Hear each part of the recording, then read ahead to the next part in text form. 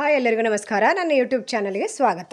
ಇವತ್ತು ನಾನು ನೆಲ್ಲಿಕಾಯಿಂದ ಒಂದು ಅದ್ಭುತವಾಗಿ ಒಂದು ತಂಬಳಿಯನ್ನು ಮಾಡ್ತಾಯಿದ್ದೀನಿ. ತುಂಬ ಚೆನ್ನಾಗಿರುತ್ತೆ ತಂಬಳಿ. ನೆಲ್ಲಿಕಾಯನ್ನು ಚಿಕ್ಕದಾಗಿ ಹೋಳು ಮಾಡ್ಕೋಬೇಕು.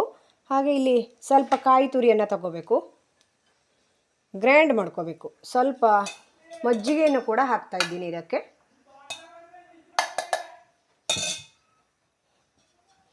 ಗ್ರೈಂಡ್ ಮಾಡಿಕೊಂಡು ತರ್ತೇನೆ. ಇದಕ್ಕೆ ಈಗ ಒಂದು ಗಮ್ಮತ್ತಿನ ಒಗ್ಗರಣೆಯನ್ನು ಮಾಡೋಣ. ಒಂದು ಅರ್ಧ ಸ್ಪೂನು, 1 ಸ್ಪೂನ್ ಆಗುವಷ್ಟು ಎಣ್ಣೆ, ತೆಂಗಿನ ಎಣ್ಣೆ, ಹಾಗೆ ಅರ್ಧ ಸ್ಪೂನ್ ಜೀರಿಗೆ, ಹಾಗೆ ಸಾಸಿವೆ,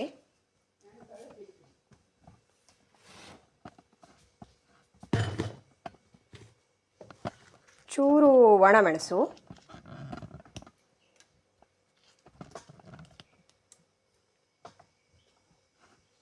ಹಾಗೆ ಸ್ವಲ್ಪ ಇಂಗು ಮತ್ತು ಕರಿಬೇವು.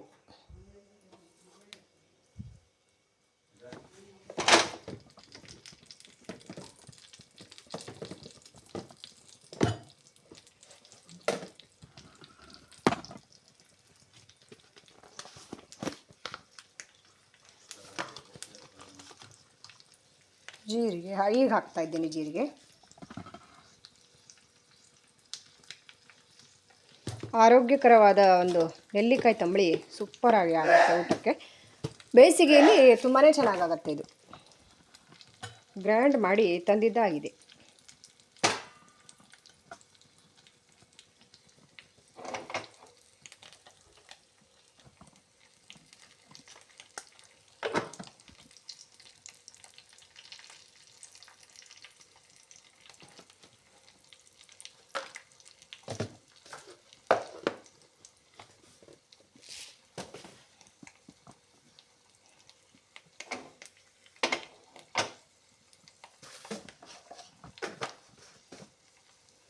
ತಂಬಳಿ ಒಂದು ಇದ್ದರೆ ಊಟಕ್ಕೆ ಚೆನ್ನಾಗಾಗತ್ತೆ.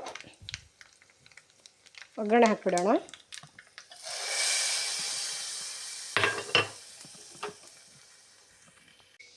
ಈಗ ಇದಕ್ಕೆ ರುಚಿಗೆ ತಕ್ಕಷ್ಟು ಉಪ್ಪನ್ನು ಕೂಡ ಹಾಕ್ತಾಯಿದ್ದೀನಿ. ಕ್ವಾಂಟಿಟಿ ಬೇಕಾದರೆ ಜಾಸ್ತಿ ಜನ ಇದ್ದರೆ ಜಾಸ್ತಿ ಮಾಡ್ಕೋಬಹುದು. ಇಷ್ಟು ತೆಳ್ಳಗೆ ಇರಬೇಕು ಇದು. ಉತ್ತರ ಕನ್ನಡದಲ್ಲಿ ಕಾಯನ್ನು ಸ್ವಲ್ಪ ಜಾಸ್ತಿ ಉಪಯೋಗಿಸ್ತಾರೆ. ನನ್ನ ಈ ನೆಲ್ಲಿಕಾಯಿ ತಂಬಳಿ ಇಷ್ಟ ಆದರೆ ಲೈಕ್ ಮಾಡಿ, ಶೇರ್ ಮಾಡಿ, ಸಬ್ಸ್ಕ್ರೈಬ್ ಮಾಡಿ. Thank you so much all. Bye bye. ಮುಂದಿನ ವಿಡಿಯೋದಲ್ಲಿ ಮತ್ತೆ ಸಿಗ್ತೇನೆ. ಇದಕ್ಕೆ ಈಗ ಒಂದು ಗಮ್ಮತ್ತಿನ ಒಗ್ಗರಣೆಯನ್ನು ಮಾಡೋಣ. ಒಂದು ಅರ್ಧ ಸ್ಪೂನು, 1 ಸ್ಪೂನ್ ಆಗುವಷ್ಟು ಎಣ್ಣೆ, ತೆಂಗಿನ ಎಣ್ಣೆ, ಹಾಗೆ ಅರ್ಧ ಸ್ಪೂನ್ ಜೀರಿಗೆ, ಹಾಗೆ ಸಾಸಿವೆ,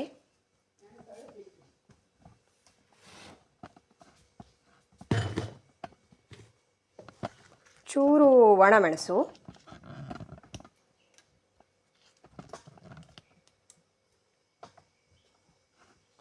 ಹಾಗೆ ಸ್ವಲ್ಪ ಇಂಗು ಮತ್ತು ಕರಿಬೇವು.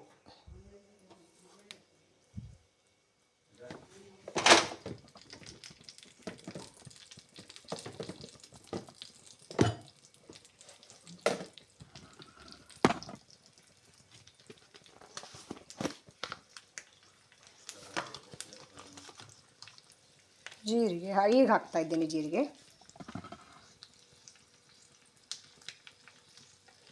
ಆರೋಗ್ಯಕರವಾದ ಒಂದು ನೆಲ್ಲಿಕಾಯಿ ತಂಬಳಿ ಸೂಪರಾಗಿ ಆಗುತ್ತೆ ಊಟಕ್ಕೆ. ಬೇಸಿಗೆಯಲ್ಲಿ ತುಂಬಾ ಚೆನ್ನಾಗಾಗುತ್ತೆ. ಇದು ಗ್ರೈಂಡ್ ಮಾಡಿ ತಂದಿದ್ದಾಗಿದೆ.